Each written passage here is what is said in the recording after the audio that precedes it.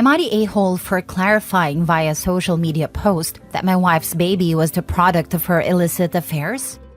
My male 49 wife Cynthia, female 45, got pregnant against my will after we had discussed and agreed on not having any more kids. We already have female 18, male 13, male 8, and male 4, and I was scheduled for a vasectomy. She claimed she was on a pill, but I was using rubbers because I wanted to make sure nothing happened. I had my vasectomy, but she was pregnant a few weeks later. She was overjoyed, and I wasn't. I didn't want to be an old dad. She claimed the pills didn't work. I never pushed for her getting surgery because I know it's harder for women, and she said injectable contraceptives hurt her health. I checked all my condoms, and all of them had been pierced. We had a huge argument that ended with her crying. My trust has been destroyed. I assume that nothing she says is true. She also got fired when she was 3 months pregnant. I found it weird that she didn't fight it.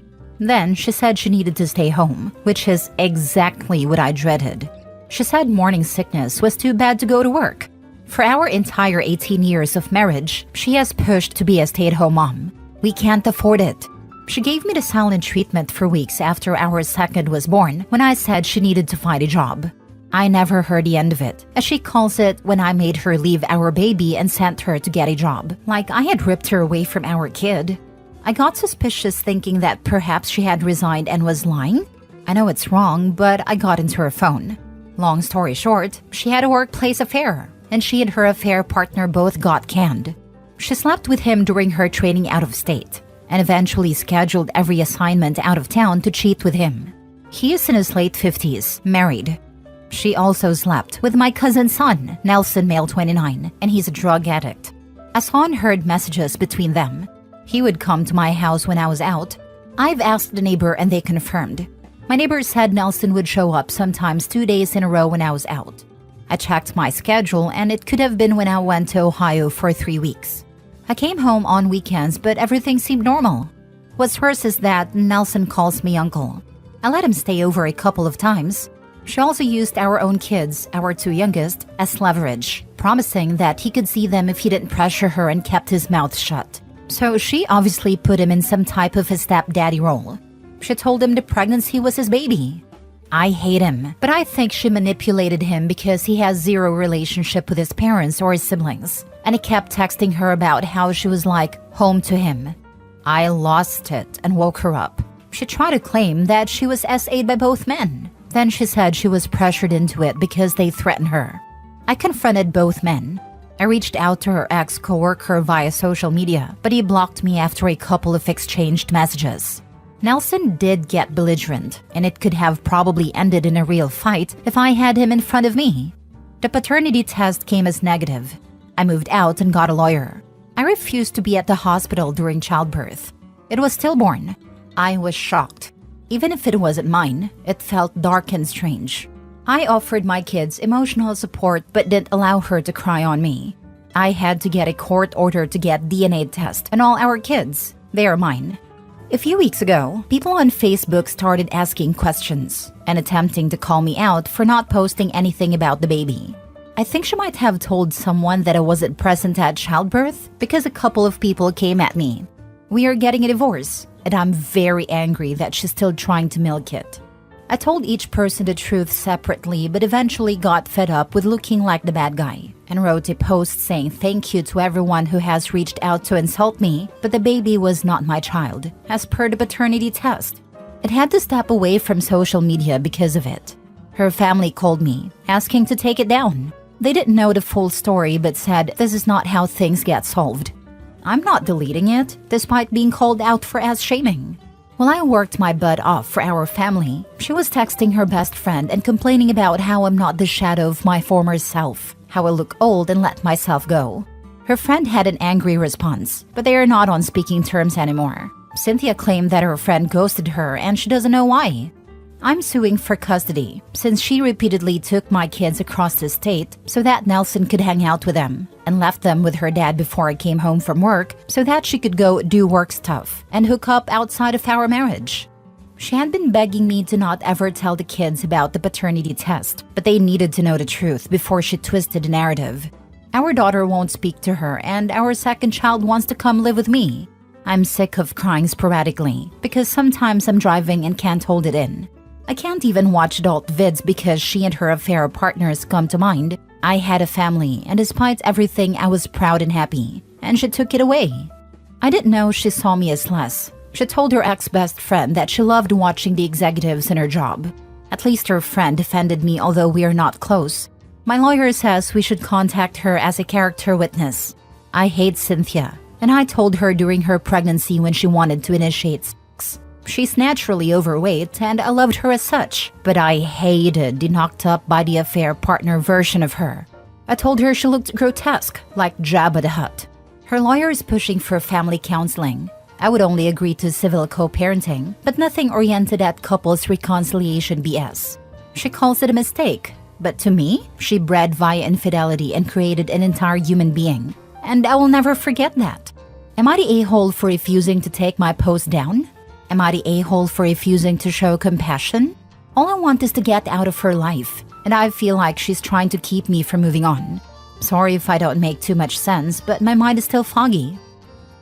Now for the top comments. She is gaslighting you so bad. It is really sad and extremely frustrating.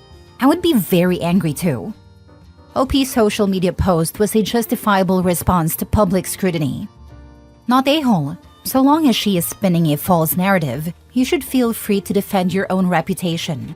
To anyone demanding you take that down, ask to have her post the truth instead, and you will no longer need to defend yourself.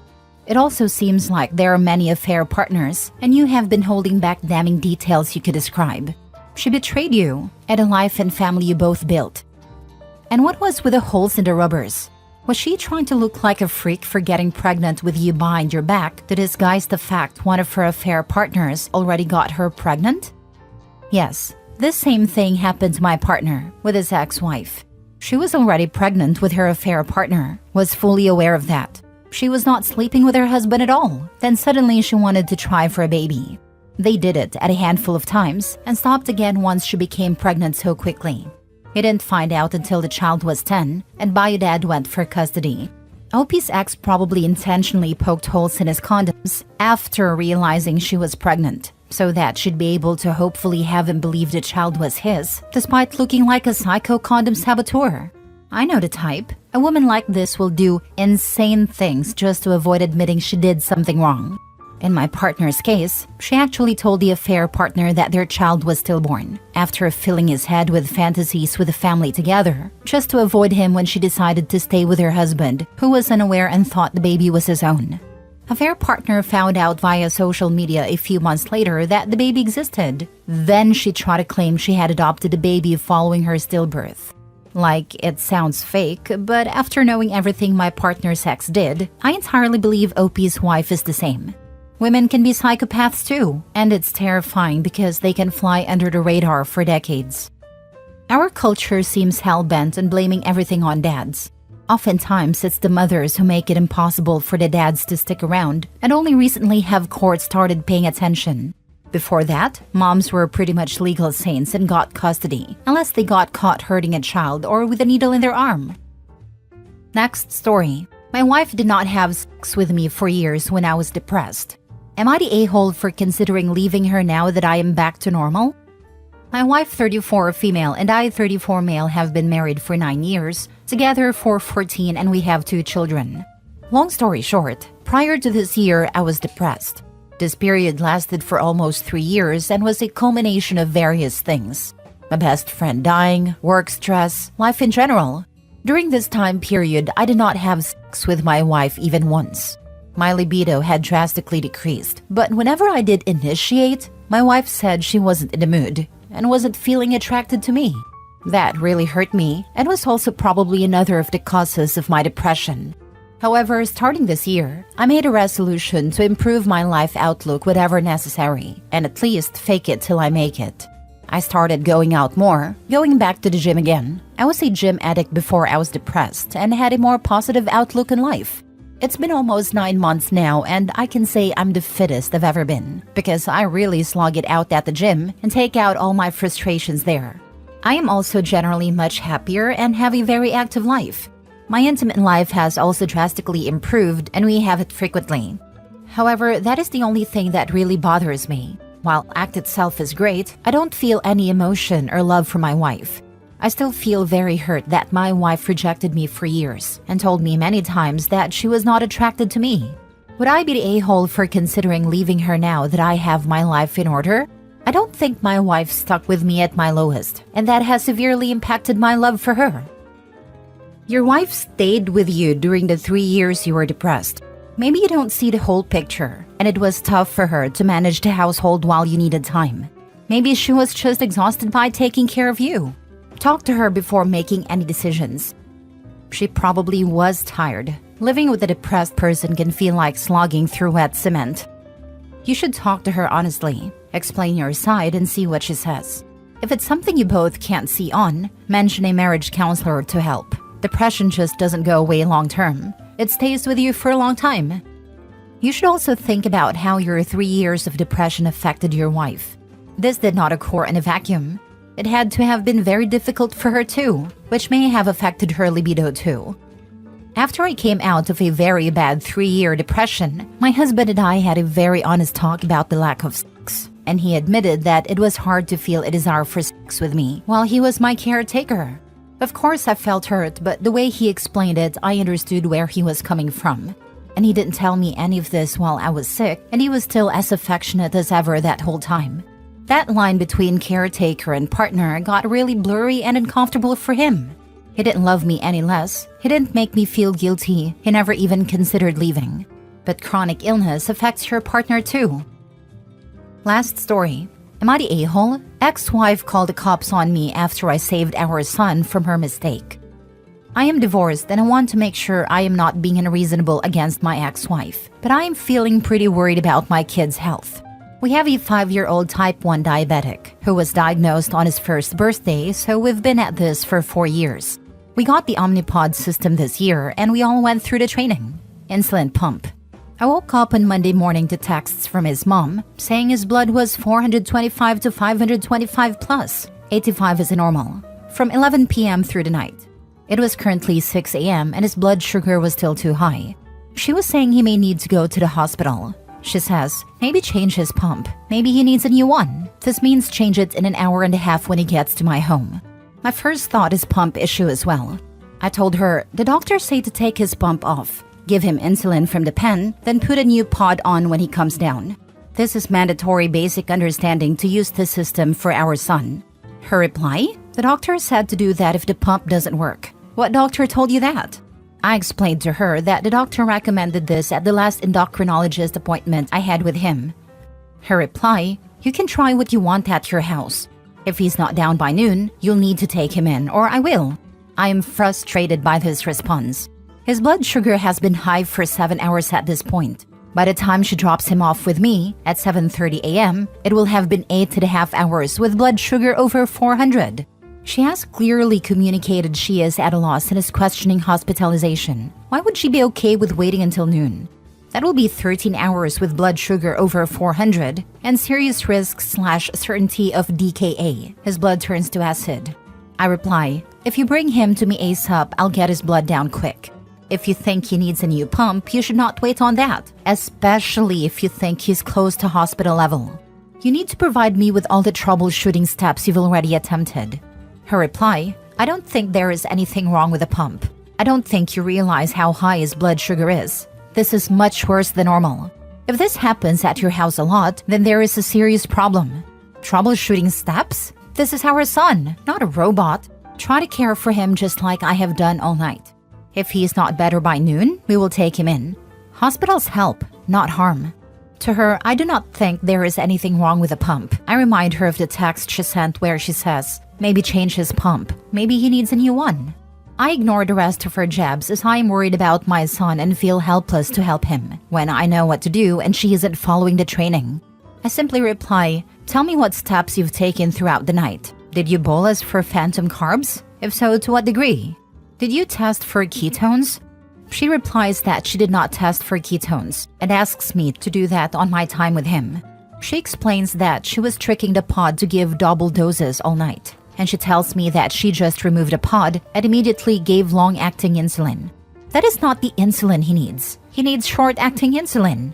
I ask, what time did you give long-acting insulin? I'll need to know for putting the pod on the next day. What was the dose of insulin from the pen you gave at that time? What was his blood sugar at that time? When did you notice he was first high? The Dexcom Follow app doesn't show me the exact time. What was his diet yesterday? What did he specifically eat before bed? She responds, calm down. If this is too much for you, I'll take the whole day off and take care of him myself if you prefer. I reply, I am the definition of calm. You are not providing the right details. Very long story short, she answers none of my questions. I get him and he was never given a shot from the pen. I check his blood manually, give him the correction dosage from the pen, and call the endo team, and he was perfectly healthy within 2 hours. His mom got seemingly defensive that he was healthy so quick with me, and demands I take him to the hospital even though he is now healthy. His endo says not to, that he is fine and only has trace ketones so no risk of DKA, but to monitor him. His mom called the cops on me. The cops say he is fine. She calls the fire department, they show up and say he is fine. I take him to the emergency room anyways at her request. He spends 3 hours just getting tests and fluids, and they release him showing he was fine all along. So check me. I provided the exact quotes from my phone. Am I being a jerk? Does it seem like I was freaking out? I am very worried about my son for future situations with this woman, who seems to exude pride and ignorance at the expense of my son. The hospital sent us a behavior contract saying that if these outbursts continue, they can dismiss my son as a patient. I just want to check myself and see if I'm a part of the problem, because I might need to go back to court with her and fight for medical decision-making to protect my son in the future. But if I am part of the problem, then I need to check my attitude first. She called the cops on you for what reason exactly? Because it sounds like she didn't take him to the hospital when she should have if there was actually an issue. You need to get CPS involved or go to the judge, because she's either going to kill your son or she's gonna get him in trouble with his doctors because she overreacts to things. It's incredible how she managed to completely underreact to a dire situation and overreact to someone essentially being better than her at something. This woman is a danger to her child. I can see why she's an ex, but I have a feeling this isn't even the reason. As you say, OP, she exudes pride and ignorance at the expense of your son, not a-hole. Not a-hole. Get everything in there in writing, and talk to your lawyer about getting full custody of your child in the longer run. A person over 400 should have been with urgent care or something immediately, not waiting 7 to 13 hours plus, and her general incompetence with a 5-year-old scares me. This is a 5-year-old, and she's going to unalive your child. I've spent the rest of my week getting the records from the hospital, conferring with my lawyer, and I'll have to grab the police reports. Good, because holy crap, she seriously could have unalived him. That's horrifying.